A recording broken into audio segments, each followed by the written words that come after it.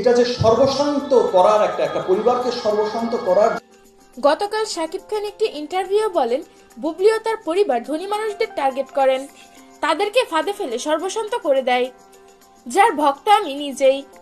এই যে এটা যে ক্ষতিকারক একটা দিক, এই যে এটা যে সর্বশান্ত করার একটা পরিবারকে সর্বশান্ত করার যে একটা বিষয় হয়ে দাঁড়িয়েছে। ভোক্তা কারা?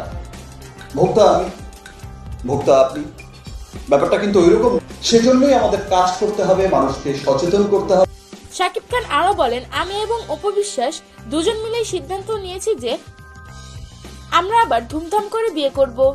স্বপ্ন দেখেছি আরো অনেক, নতুন করে পথ চলবো, সবাইকে জানিয়ে অনেক বড় করে ধুমধাম করে বিয়ের অনুষ্ঠান করব। চমৎকার দিনের মাধ্যমে, চমৎকার একটা সময়ের মাধ্যমে আপনাদেরকে সাথে নিয়েই আমি শুরু করলাম। অনেক কথা আমার বলার ছিল, অনেক কিছু বলতে চেয়েছিলাম। সেই স্বপ্নগুলো যখন একত্রিত হয়েছে, সেই স্বপ্নগুলো যখন আমরা দেখেছি, আরো অনেক স্বপ্ন দেখেছি, অনেক কথাই বলা হয়ে গেছে। এবং সেই স্বপ্নটাকে আর স্বপ্ন নয়, সেই স্বপ্ন কিন্তু অলরেডি বাস্তবায়িত হচ্ছে। আপনারা কিছুদিনের মধ্যেই দেখবেন হয়তো আমার পরিবারকে যেন সুন্দর লাগে, আমার পরিবারকে ভালোবেসে প্রেজেন্ট করি, কিন্তু সেই ভালোবাসায় কিন্তু অনেক সময় কাল হয়ে দাঁড়ায় শুধুমাত্র কিছু অসাধু মানুষের কারণে।